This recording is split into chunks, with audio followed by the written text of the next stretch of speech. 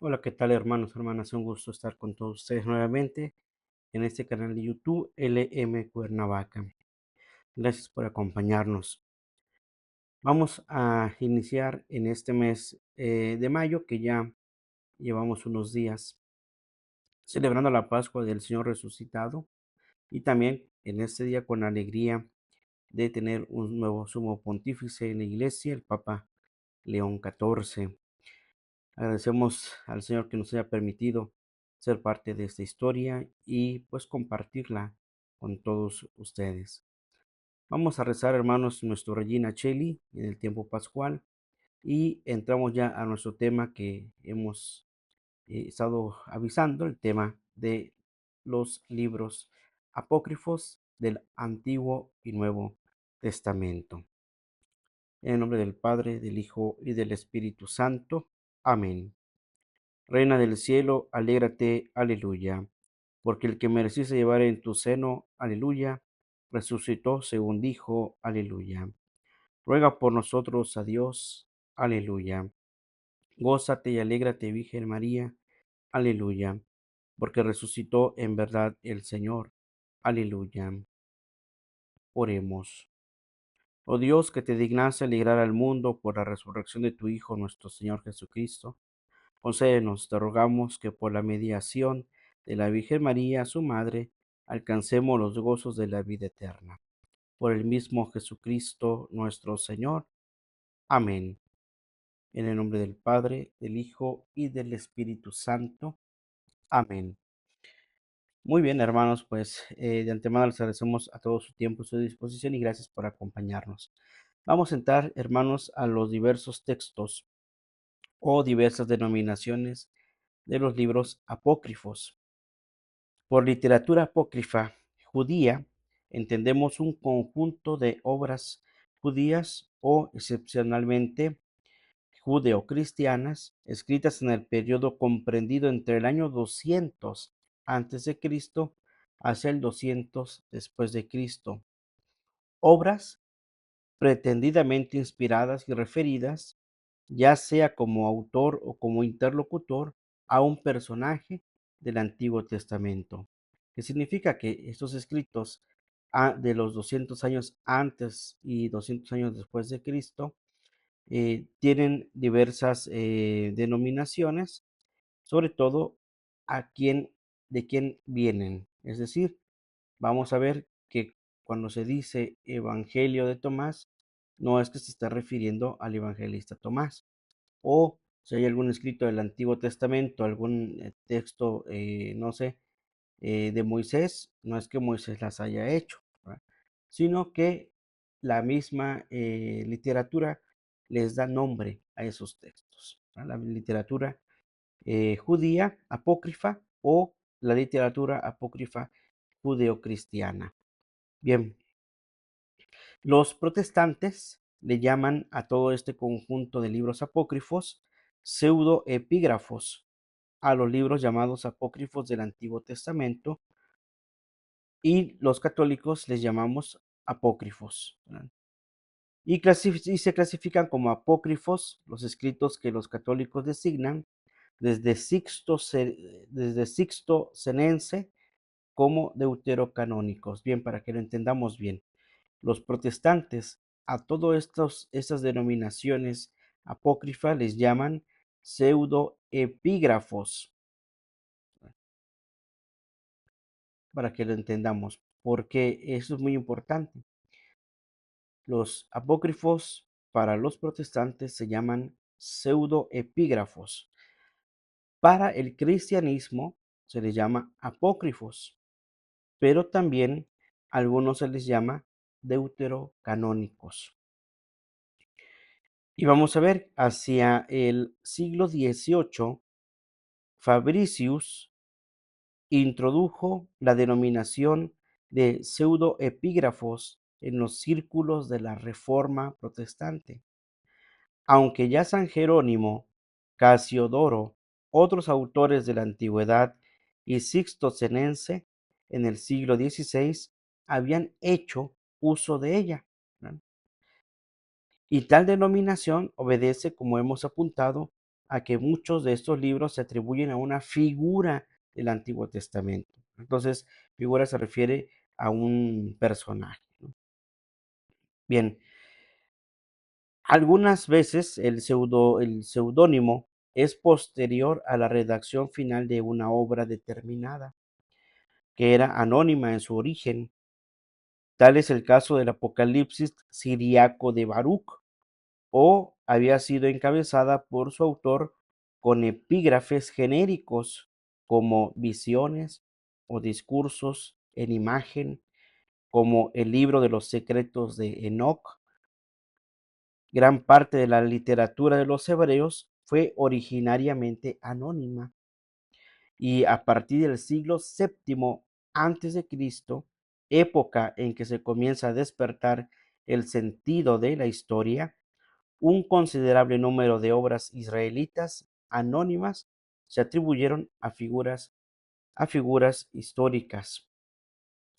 Y la utilización de este tipo de seudónimos aparece, por ejemplo, en Primera de Enoc, o Enoc etiópico, o Segunda de Enoc, o Enoc eslavo en el en el Testamento de los 12 patriarcas, los Salmos y las Odas de Salomón, Segunda de Baruch, o Tercera y Cuarta de Esdras, oráculos civilianos, testamentos de Abraham, Adán, Isaac, Jacob, Salomón, Job y etcétera.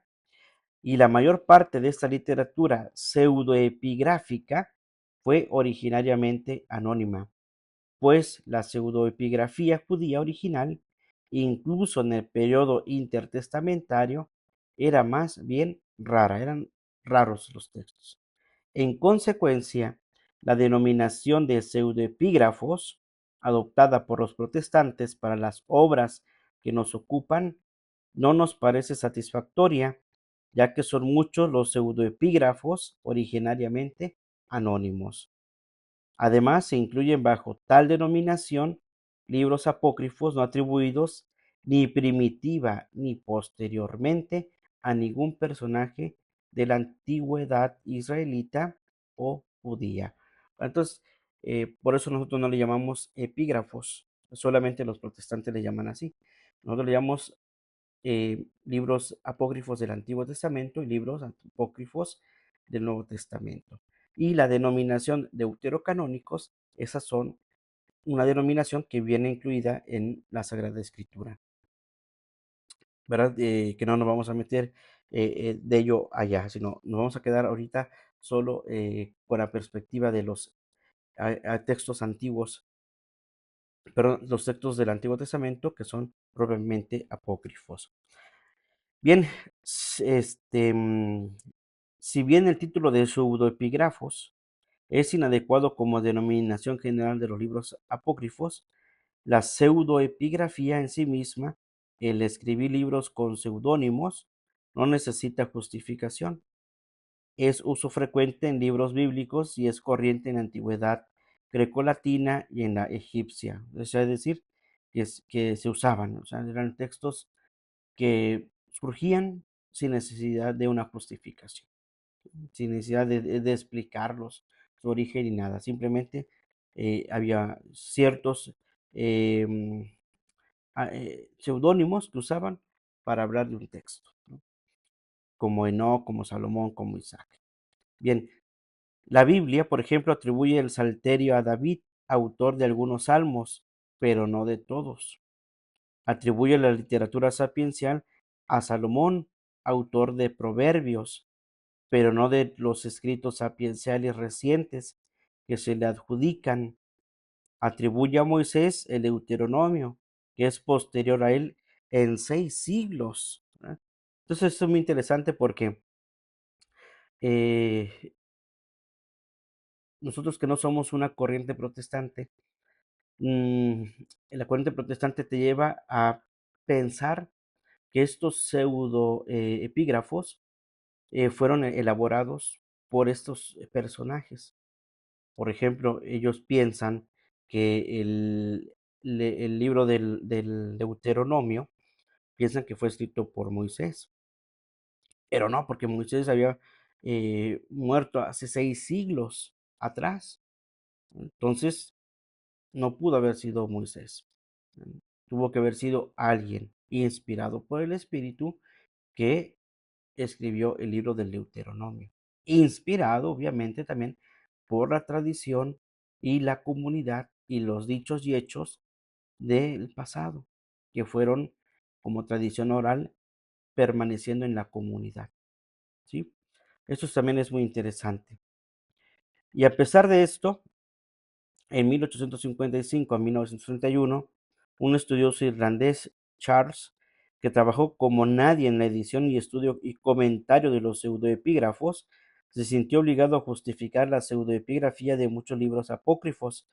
Este autor o este estudioso eh, quiso profundizar en estos libros apócrifos y pues tuvo que justificarlos. Ya dijimos anteriormente que no había necesidad de una justificación, puesto que eran libros anónimos que surgían y ahí estaban, ¿no? Pero que no tenían una justificación.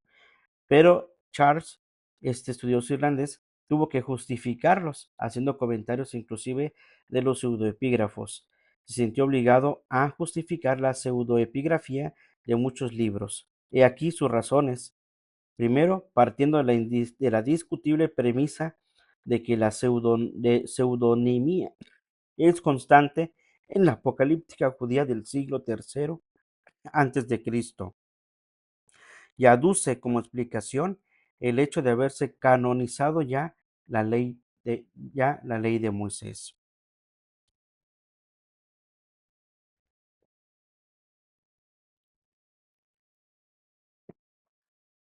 Ahora, debido a esto, no era posible que un profeta dijera algo nuevo no contenido en la ley. Este Charles, al querer justificar, por ejemplo, los textos de Moisés o decir que Moisés fue el autor del Deuteronomio, pues se vio obligado a canonizar a Moisés como el autor del Deuteronomio. 6 siglos habían pasado de la muerte de Moisés. Es muy raro y a veces así lo creemos. Muchas veces pensamos que algunos libros que se le atribuyen a algún, profeta, no es que hayan sido así. Por ejemplo, aunque aquí no viene porque estamos hablando de los libros apócrifos del Antiguo Testamento, por ejemplo, Jeremías y Baruch se conocían. Baruch era su secretario, el escribano, y Jeremías era el profeta. Después, con la muerte o desaparición de Jeremías, porque ahí hay una situación muy interesante en la vida de Jeremías, Baruch se queda como el profeta que continúa a Jeremías. Por eso tenemos el profeta Jeremías y el profeta Baruch. Pero Baruch era el que escribía todas las visiones, todas las palabras, todos los oráculos que a Jeremías se le presentaban, ¿verdad? Y no es que Jeremías escribiera, sino que había alguien que le escribiera, ¿no? Y así con varios autores de la Sagrada Escritura, ¿verdad? Entonces, mientras experimentaban, estaban inspirados, había alguien que escribía. Habrá otros que inspirados también escribían, ¿verdad? Como San Pablo, aunque también Pablo fue acompañado por Lucas, por Marcos, en fin. Entonces, hay mucho también de tanta tradición oral como tradición escrita.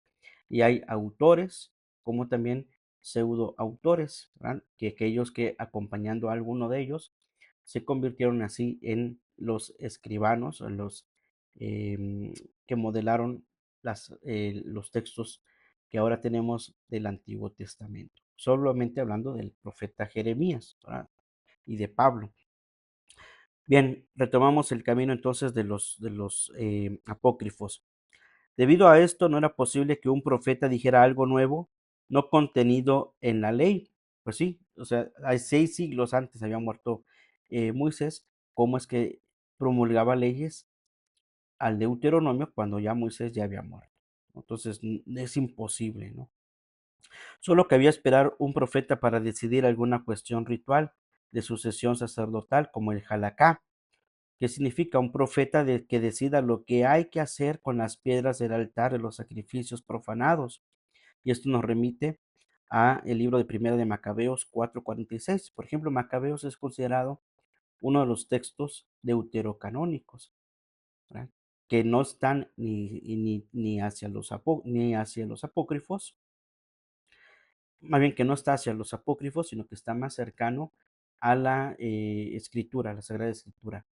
Em, a estos, por ejemplo, mira, de Macabeo, Sabiduría y otros textos, los protestantes les llaman deuterocanónicos y o epígrafes, y esos están sacados de sus Biblias, ¿verdad? Porque los consideran apócrifos o epígrafos, ¿verdad? Son excluidos. Pero el cristianismo, la Biblia católica, digamos, esa contiene los deuterocanónicos y no los apócrifos. Espero no hacerlos bolas, ¿verdad? Con esto, ¿no? Porque es muy interesante, ¿verdad? Y aquí voy a volver a hacer una pequeña pausa. Epígrafes o epígrafos y seudónimos se refieren a los apócrifos, libros apócrifos del Antiguo Testamento. Bien, porque para el protestantismo no existen los pseudoepígrafos o los apócrifos del Nuevo Testamento, puesto que el Nuevo Testamento no quitaron ninguno de los textos que tiene lo que le llaman ellos la Santa Biblia, ¿no? O la Biblia normal que tenemos todos. Pero en el Antiguo Testamento sí le quitan esos textos, los pseudoepígrafos. Bien, por apócrifos se entienden aquellos libros, entonces, que tanto del Antiguo como del Nuevo Testamento se escribieron hacia los años 200 antes de Cristo, hacia el 200 después de Cristo, y que no necesitan justificación, porque son de autores anónimos, y esos entran, ¿verdad?, en otra categoría, la categoría de literatura judía, hebrea o judeocristiana, que no tienen un valor más, o no hay una justificación, pues, como lo tiene Mateo, Marcos, Lucas, los Salmos, el Cantar de los Cantares, Proverbios, etcétera, ¿no? Lo que ya tenemos nosotros en la Sagrada Escritura. Bien, eso es por un lado. Y deuterocanónicos se refiere a esos textos que los protestantes quitaron al Antiguo Testamento, lo sacan, pero que seguimos nosotros en la Sagrada Biblia, nuestra Biblia, seguimos teniéndolos. Entonces son tres, digamos, tres puntos diferentes. Bien, espero que ahí ya se haya entendido este punto. Bien, la profecía había terminado hasta los esperados tiempos escatológicos. Los padres tenían que dar muerte al hijo que se proclamase profeta. Un profeta que intentase anular una de las leyes de la Torá debía ser castigado con la pena capital. Profetas y agiógrafos cesarían en el futuro, ya que no podrán contener nada que no esté sugerido en la Torá. Entonces, por el contrario, la Torá durará siempre, y está hablando del libro bueno, la Torá, la ley dada por Moisés, porque así se dice, ¿no? La ley fue dada por Moisés. Entonces no es que Moisés haya hecho todo el Deuteronomio, sino fueron aportaciones, ¿verdad?, de tanto la tradición oral como tradición escrita que fueron formulando lo que es el Deuteronomio, y que fueron, por eso se llama así, Deuteronomio, la segunda ley, porque el primer libro de la ley no existe, ¿no? El primer libro de la ley, no hay un primer libro de la ley, puesto que entre las guerras, entre las invasiones, desaparecieron textos, ¿sí?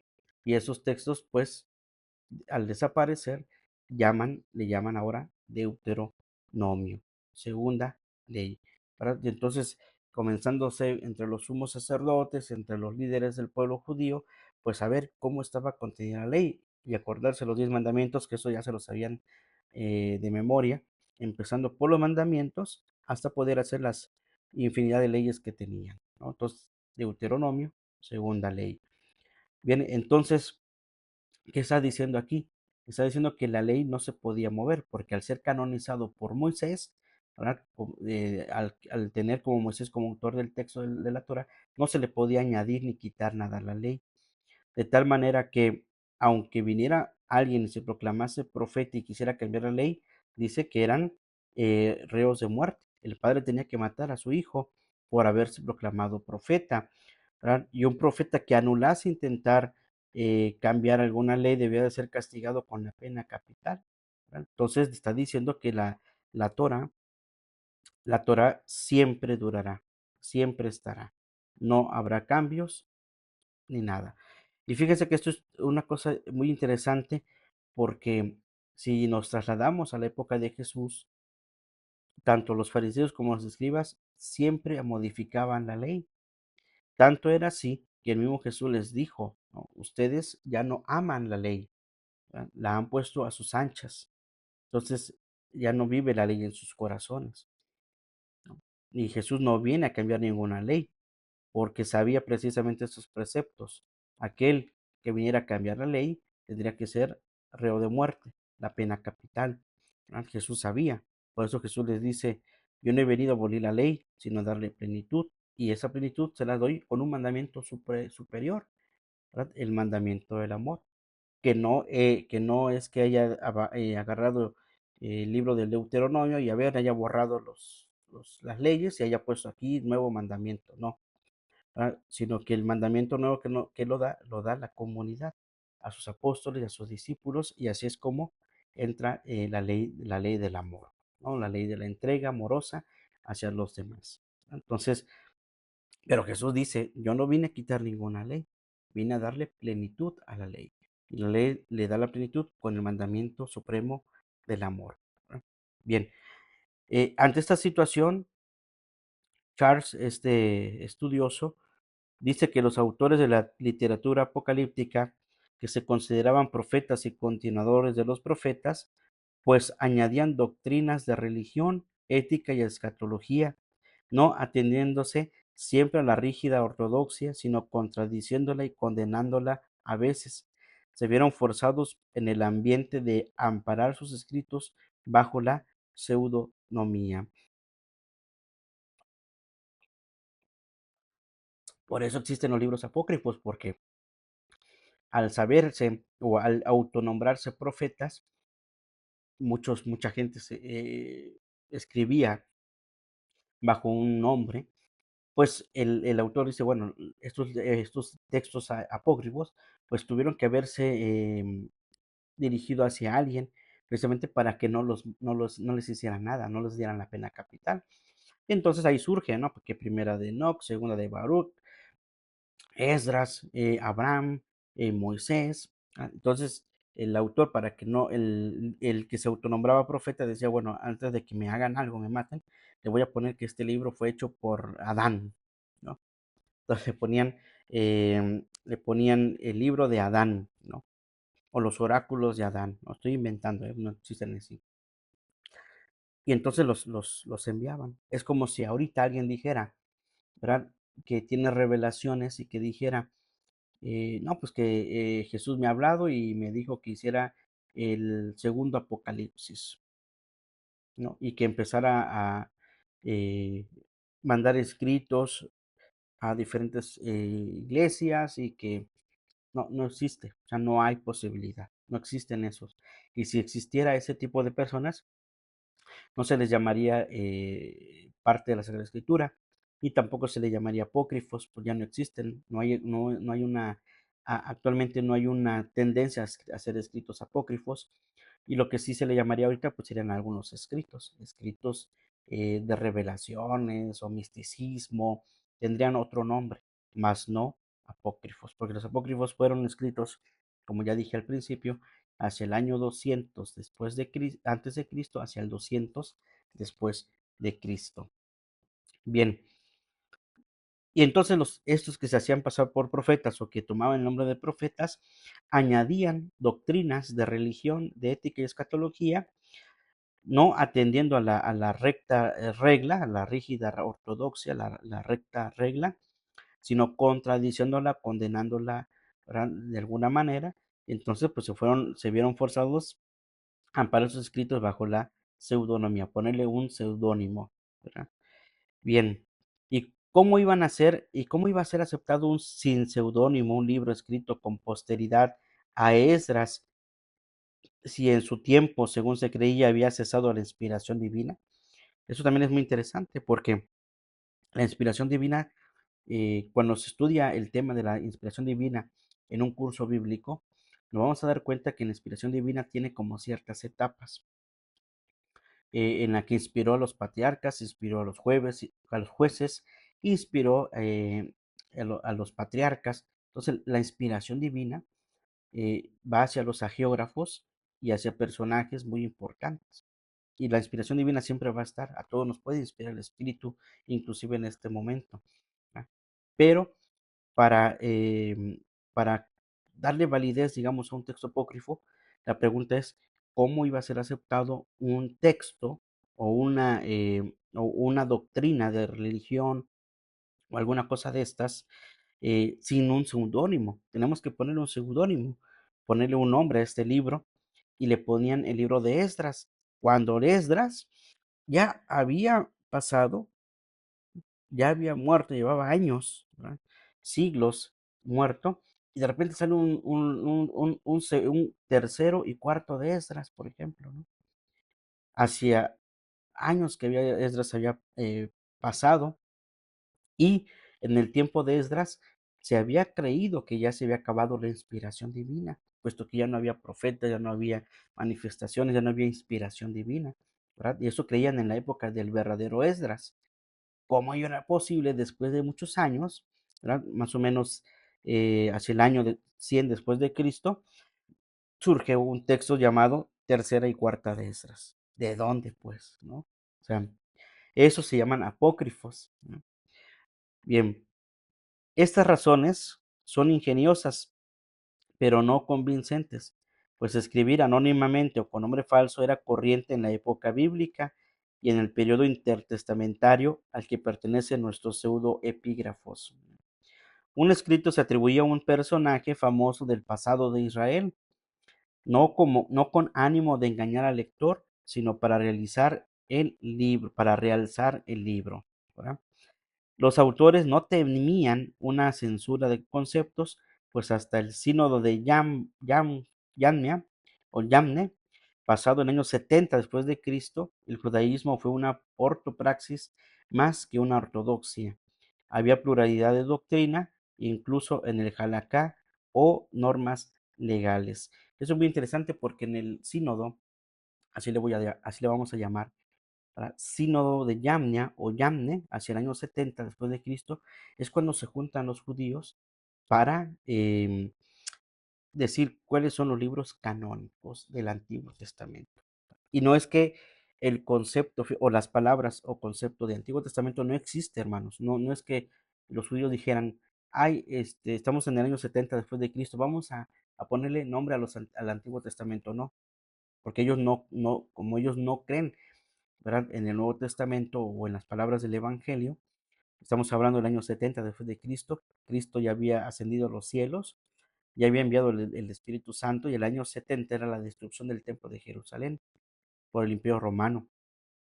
Para esta época se reúnen en Yamne los judíos, los meros importantes, y dicen, pues vamos ante la destrucción del templo, ante todo esto que nos está pasando, pues vamos a reunirnos para eh, resguardar nuestra fe, ¿no? Los escritos.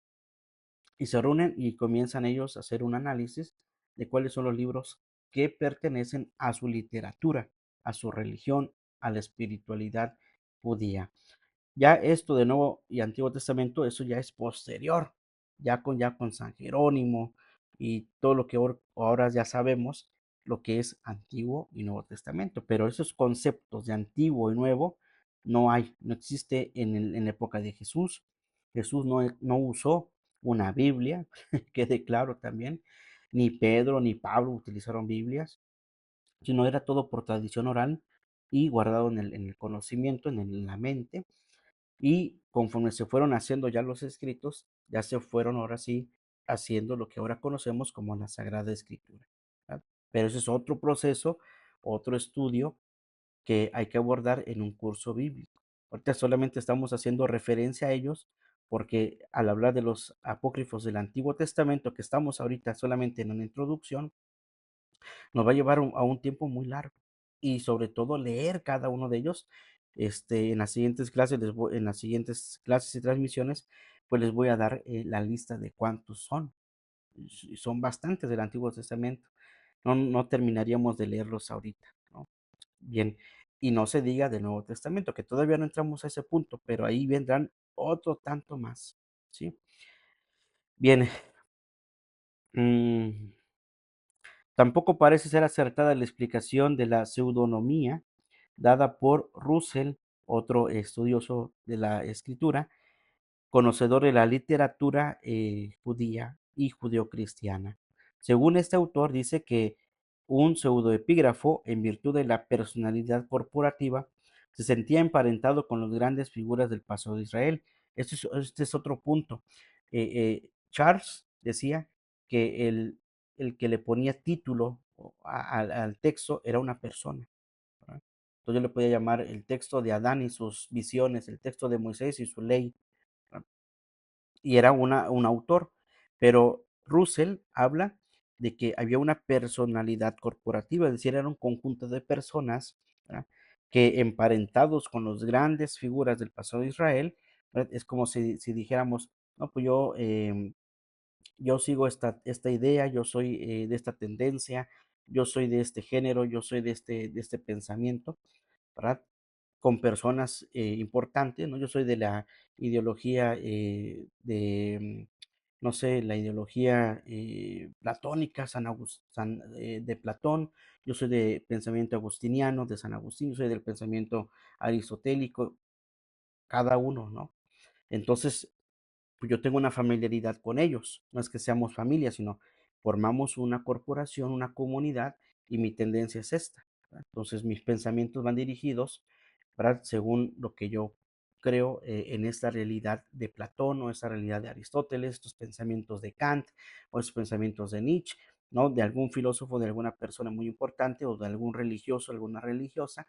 Y este es mi ideal, ¿no? Ahí me encuentro, ahí me desarrollo y siento que ahí estoy me siento bien, ¿no? Digamos, se identifican con eso. Entonces, Russell dice que el autor de un pseudopígrafo, en virtud de la personalidad corporativa, se sentía emparentado con las grandes figuras del pasado de Israel. Algunos emparentaban con pensamiento de Moisés, con el pensamiento de los sumos sacerdotes, con el pensamiento de los fariseos, y bueno, ahí agarraban tendencia, pues. El tiempo, el antes o el después, para la mentalidad corporativa no divide, no separa. Por eso también se dice que, por ejemplo, me voy a salir de esto, me voy a trasladar al libro del profeta Isaías. El profeta Isaías fue escrito por diferentes épocas. Y no es que haya sido el mismo Isaías el que haya vivido durante todas esas épocas, sino que fueron precisamente una comunidad, ¿verdad? En donde el profeta Isaías, surge el profeta Isaías, es llamado por Dios, sacado de entre los hombres para ser profeta de Dios, y empezó a tener Isaías discípulos, gente que le seguía, lo como Jesús. ¿Ah? Y entonces Isaías comienza a tener una escuela, una escuela de ese pensamiento de Isaías, y sus seguidores empezaron a acompañarle. De tal manera que ese pensamiento se fue pasando de cabeza en cabeza hasta que se fue formando los diferentes, en diferentes épocas el profeta Isaías, hasta que se acaba, hasta el último, hasta que esa escuela de inspiración profética de Isaías desapareció, ¿sí? Entonces ya queda grabado, digamos, el pensamiento del profeta Isaías. Así fue hecho el libro del profeta Isaías, ¿no? Y también Russell dice, bueno, los israelitas, perdón, la personalidad corporativa del del pueblo de Israel, pues figuraba con ciertos personajes, ¿verdad? En las que no se dividía o se separaba, no es que hubiera un segundo Isaías o un tercer Isaías, era el mismo Isaías colocándole el nombre de la persona importante. Bien, igual de este lado, las comunidades que elaboraban segunda y tercera de Esdras eran personas que creían tener ese pensamiento de Esdras, que igual ni lo conocieron, pero quisieron seguir ese pensamiento. Bien, por lo tanto, si el autor de una obra apocalíptica coincidía en ideas o experiencias con un personaje del pasado histórico, se sentían hermanado con él y sin ánimo de engañar o de ser engañado, tomaba el nombre y se identificaba con él, ¿verdad? Desde sus pensamientos, el autor o el pseudoepígrafo se elaboraba y decía, ay, se parece esto que escribía, lo que piensa el profeta Isaías, pues voy a ser el segundo Isaías. Ahí ya hay una separación, no hay una continuidad en una separación, puesto que Isaías vivió hace muchísimos años, su escuela la dejó, terminó su escuela de inspiración divina, terminar el profeta Isaías, y por acá, después de años pasados, de toda esta escuela que ya terminó, surge otra persona y dice, bueno, o otro grupo y dice, nosotros somos seguidores o pensamos igual que pensaba la escuela de Isaías y pues le vamos a llamar segundo Isaías, para darle fuerza al texto, sin el ánimo de engañar, sino para darle realce al texto. La cosa aquí es que al no tener fuerza, al no tener esa inspiración divina, pues muchos de esos textos pues ni siquiera eran bien vistos, ¿no? Simplemente eran leídos y pues no tenían justificación. Bueno, pues, son libros que pues hay que leerlos, es parte de la literatura judía o hebrea, ¿no? Bien, entonces no había, tampoco eran que dijeran, no, pues le vamos a poner Isaías para que nos crean, no, simplemente pues no había inspiración divina, ¿verdad? Y junto con el nombre asumían su personalidad y su modo de pensar. Entonces ahí quedaba, pues ellos se adjudicaban ese honor, ¿no? Ahora, la explicación de Russell otorga demasiada importancia a la personalidad corporativa, concepto que en la época de este autor tenía un gran predicamento en el mundo inglés, que hoy ha perdido adeptos. En todo caso, después de Jeremías y Ezequiel, se delimitaron el alcance de la personalidad corporativa. Parece arriesgado recurrir a esa idea para explicar la pseudonomía de libros posteriores a dichos profetas. Pues sí, porque acabo de comentarles que el profeta Jeremías pues tenía un ayudante, ¿no? Baruch. Y Ezequiel también, te dice que Ezequiel tenía no solamente un ayudante, sino también vamos a ponerle profetisas. En la literatura midrashica del profeta Jeremías, se habla de que él conocía, por ejemplo, a Ezequiel, nada más que lo dividía la frontera, porque Ezequiel estaba en el reino del norte y Jeremías en el reino del sur. Y solamente podían pasar algunas personas por la frontera entre Israel y Judá, porque había división, estaban los dos reinos, estaba dividido el reino de Israel. Y para poder pasar hacia alguno de las dos, pues era muy restringido. Pero había una profetisa, una mujer, que hacía las veces de mensajera. Ezequiel le decía, ve y dile esto al profeta del sur, y el profeta del sur le decía, ve y dile esto al profeta del norte, ¿no? Entonces, eso es muy interesante, ¿no? Eso no viene en la Sagrada Escritura, no lo vamos a leer ahí en la Biblia.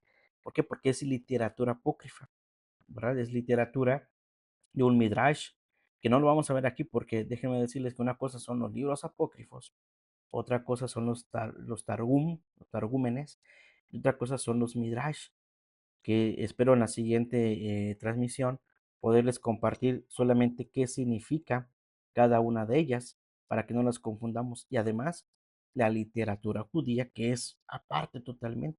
Todos los escritos de sabiduría, todos los escritos de poemas, todos los escritos de la historia de Israel son aparte, esa es literatura judía. no nos estamos metiendo en esos ambientes, sino imagínense, si ahorita ya nada más con decirle esto ya bien, bien vemos un mundo muy amplio. Tendríamos que estudiar a los historiadores del Antiguo Testamento, los poetas del Antiguo Testamento y todos ellos. No los vamos a, ver, a poder ver todos. ¿Verdad? Esta literatura judía, hebrea, y lo que nos competirá después al Nuevo Testamento, la literatura judeo-cristiana, que ya llegaremos también a ese punto.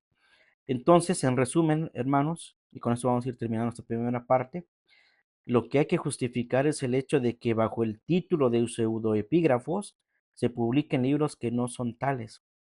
En cambio, no necesita justificación la práctica de escribir libros con seudónimo.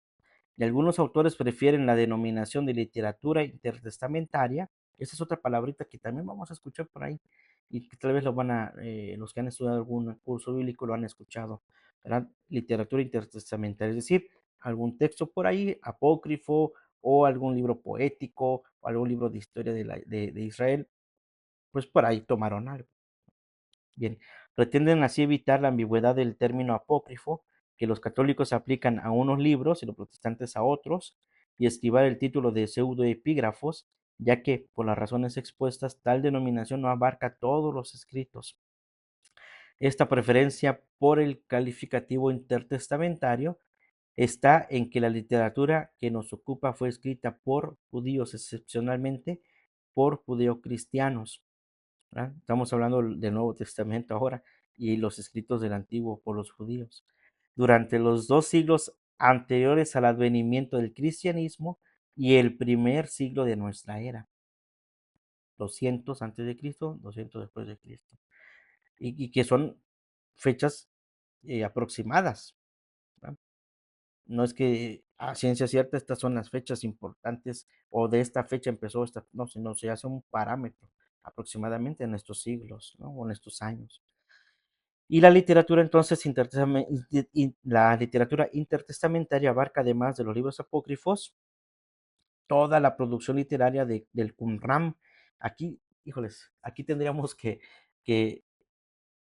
a ver si no se me olvida, hermano, también decirles rápidamente qué sucedió en Yamnia, o Yamne, que es la ciudad donde los judíos se reunieron para, digamos, decir, estos son los libros canónicos de su literatura religiosa, y también hablarles de qué libros se encontraron en Qumran, porque el descubrimiento de Qumran, eh, que, mm, eh, ahí se encontraron textos muchos años después, muchísimos años después. Pero bien, a ver si no se me olvida, voy a checar esos datitos pequeños, ¿no? Que yo les digo pequeños porque nada más se los voy a comentar, pero habría que estudiarlos, todos ellos. Toda la producción literaria del Qumran realizada por judíos entre el año 200 a.C. al 70 después de Cristo contiene incluso una serie de obras deuterocanónicas que fueron escritas en el periodo intertestamentario como el Ben Sirá, Macabeos y Sabiduría. Aquí hay 3 textos que se encontraron en Qumran que están en nuestra Sagrada Escritura. Y eso fue hacia el año 200 a.C. y después 70 después de Cristo, escritos de esas épocas. El Ben Sirá, Macabeos y Sabiduría. Y también les voy a decir cuándo fue el descubrimiento de Qumran. No es que Qumran no haya sido descubierto mientras Jesús vivía, no. Yamnia es una ocasión en la que ya no está Jesús y Qumran es otro periodo. ¿Sí? Ahora, los judíos distinguen estos libros con el título de extracanónicos y algunos autores como Moore traducen la expresión hebrea por libros heréticos con poco acierto, ya que su verdadera acepción parece ser libros que no cumplen los requisitos exigidos por el rabinismo para ser aceptado entre los canónicos o inspirados. Fíjense, ¿verdad? Entonces, los mismos judíos, al hacer, ellos son los primeros que hacen un sínodo donde se reúnen para revisar los libros canónicos, en esa realidad ellos son los primeros que nos dan al judaísmo y al cristianismo, por ende, unos textos válidos de la revelación divina, ¿verdad? Tanto inspirados, como dice aquí, inspirados como canónicos, son los rabinos. Ya después vendrá el Nuevo Testamento y después vendrá la aceptación canónica que fue hasta el Concilio de Trento y después del Concilio de Trento viene el machetazo de Martín Lutero que rompe con esa tradición desde Yamnia hasta antes del Concilio de Trento. Entonces es una tradición tan antigua que un hombre, Martín Lutero, vino a cortar y que al cortarlos, pues provocó todo lo que ahorita tenemos, ¿no? Esa división inclusive entre la misma escritura, ¿no? Que contienen los deuterocanónicos, que no contienen los deuterocanónicos, y todo esto que hoy vivimos entre protestantes y cristianos, ¿no? Pero bueno, no nos vamos a meter en ese tipo de temas y apologéticas. Bien, voy terminando entonces esta primera parte. Entonces, ¿cuáles eran los requisitos del rabinismo? Los requisitos del rabinismo eran los siguientes: haber sido escritos antes de finalizar la época persa. Hay que ir al periodo de la época persa para ver en qué periodo están escritos, ¿no? Y eso es lo que pensaban los que se reunieron en Yamnia. Los rabinos dijeron, a ver, estos textos deben estar integrados en esta época, de la época persa, tiempo que habría cesado a juicio de los rabinos la profecía, de ofrecer coherencia interna de su doctrina y coherencia con la doctrina de la Torá. Fíjense, son tres cosas. Una, que hayan sido escritos durante la época persa. Segundo, que ellos mismos, los rabinos, dijeron, durante la época persa se terminó el profetismo. En esa época ya no hay profetas, ¿verdad? De ahí para adelante no puede haber ningún profeta. Y tercero, la coherencia interna entre la doctrina y la ley. Entonces, en ese sentido, pues tenían que tener estas características, como también las hay para el Nuevo Testamento. Por eso algunos apócrifos del Nuevo Testamento no entran en el canon bíblico del Nuevo Testamento, puesto que hay requisitos y normas que tienen que seguir esos textos que no lo siguen, precisamente por eso no entran. Ya llegaremos a ese punto también. Nuestros apócrifos no optaron el pase para entrar en el canon palestinense de libros inspirados o Biblia judía, y tampoco lo consiguieron los deuterocanónicos del Antiguo Testamento, aunque fueron incluidos en la versión de los 70, el canon judío alejandrino. El rabinismo solo admitió el canon palestinense, es decir, los libros de la Biblia hebrea. Y aquí hay que meternos, hermanos, en otro mundo, en el mundo bíblico, en el mundo donde hay, en el inicio de la canonicidad. Esa es otra palabra muy importante.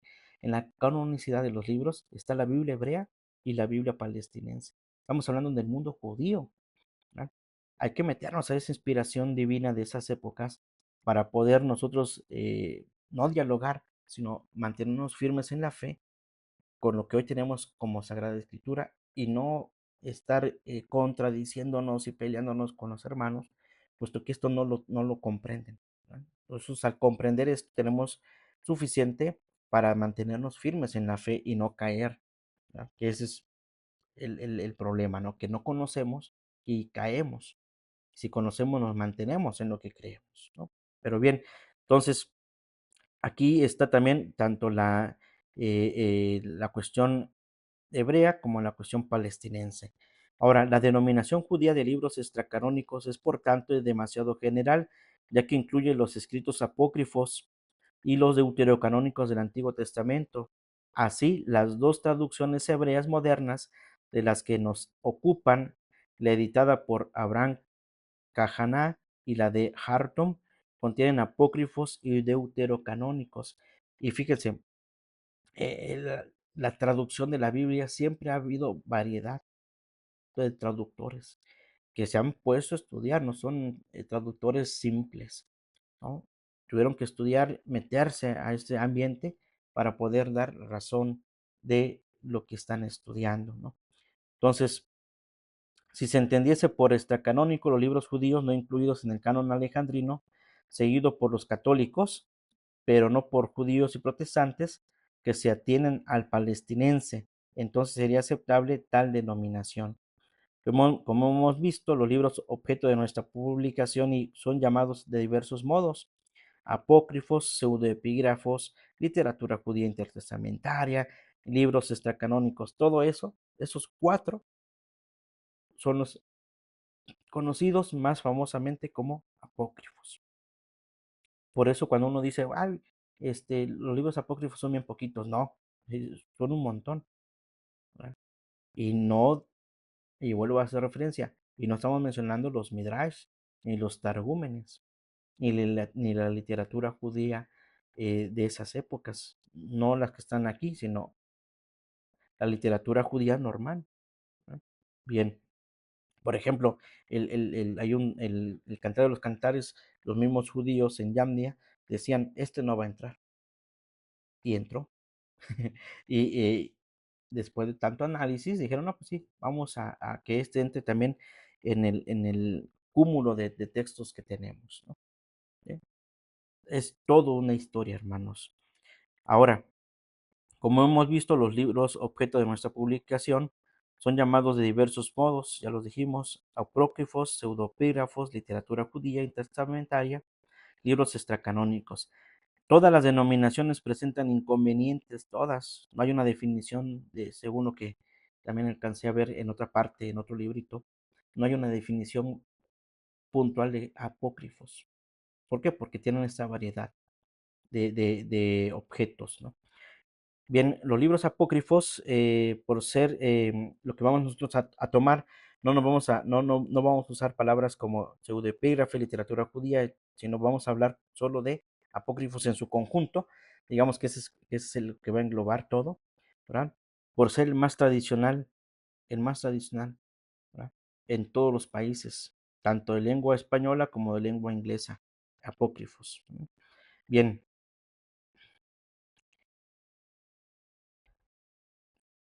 después de todo esto, hermanos, em, vamos a entrar a lo que son los libros apócrifos judíos, que normalmente se le llama repertorios de libros apócrifos judíos, ¿verdad? Y vamos a ver algunos, ¿verdad? Por ejemplo, el número de apócrifos judíos del periodo intertestamentario llegó probablemente a cerca de un centenar, aunque de muchos de ellos tan solo quedan menciones de no siempre fácil identificación. Eso también es muy importante. Al mencionar los libros apócrifos judíos, hay quienes nada más tienen un pedacito porque se perdió todo, ¿sí? Entonces, hay muchísimos fragmentos inclusive que han quedado. Desde el siglo V después de Cristo, en la Edad Media cristiana, comenzó a circular una lista de libros bíblicos en las que figuraban 25 apócrifos en manuscritos de las cuestiones et responsiones de Atanasio el Sinaíta hacia el año 640 hacia el 700 que Atanasio vivió. Atanasio vivió hacia el año 640 y 700. Él hizo una lista de libros, 25, hizo una lista de 25 libros apócrifos, Anastasio Sinaíta. Pero la Edad Media, que es la época del siglo V después de Cristo, en la Edad Media comenzó a circular esto que Anastasio había escrito, ¿sí? Y aparecen junto al repertorio de los 70 libros canónicos, 9 libros fuera de los 70. ¿Cuáles son los 9 libros fuera de los 70? Sabiduría, Vencirá, Primera, y fíjense, hay una Primera y Cuarta de Macabeos, Esther, Judith y Tobías, ¿verdad? Y 24 apócrifos, entre los cuales se encuentran las 14 apócrifos judíos siguientes: Adán, Enoc, Lamec, Patriarcas, Oración de José, Eldad y Modad, Testamento de Moisés, Asunción de Moisés, Salmos de Salomón, Apocalipsis de Elías, Visión de Isaías, Apocalipsis de Sofonías, Apocalipsis de Zacarías, probablemente muy de la época cristiana, y Apocalipsis de Esdras. ¿Verdad? Está la esticometría de Nicéforo, apéndice de la cronometría de Nicéforo de Constantinopla hacia el año 806-815. Da otra lista anterior del siglo VI después de Cristo y ofrece un repertorio de libros canónicos y apócrifos del Antiguo y del Nuevo Testamento. El título de esticometría se debe a que señala el número de esticos de cada libro, dato importante para fijar el jornal de copias, ya que cobraban por líneas copiadas. Entonces, cobraban por las líneas copiadas en otras hojas, ¿no? Y la lista de los libros Antilogomena o discutidos abarca los deuterocanónicos del Antiguo Testamento, incluyendo en ellas tres de los Macabeos, los Salmos y Odas de Salomón. Como apócrifos del Antiguo Testamento se nombran los siguientes: Enoc, Patriarcas, Oración de José, Testamento de Moisés, Asunción de Moisés, Abraham, Eldad y Modad. Los apócrifos del profeta Elías, del profeta Sofonías, de Zacarías, padre de Juan. Y finalmente los apócrifos, añadidos seguramente con posteridad a la lista de Baruch, Habacuc, Ezequiel y Daniel. La sinopsis de la Sagrada Escritura atribuida falsamente a Atanasio desde el siglo XVII y que no es anterior, según parece, al siglo VI. En esta sinopsis de la Sagrada Escritura de San Atanasio reproduce, aunque no es copia de la esticometría de Nicéforo, su misma lista de apócrifos, pero sin el número de esticos de cada libro. Esto que les estoy diciendo, hermanos, quiere decir que desde Atanasio de Sinaíta, desde el año 640 al 700, comenzaron a hacer los diferentes listados de libros apócrifos, ¿verdad? Entonces, el que sigue es Atanasio San Atanasio, que habla de una sinopsis de la Sagrada Escritura. Y hay otro que es el decreto gelasiano de Libris Recipiendis, non recipiendis. Se atribuye a Gelasios del año 496, pero que al parecer es de un autor del siglo VI.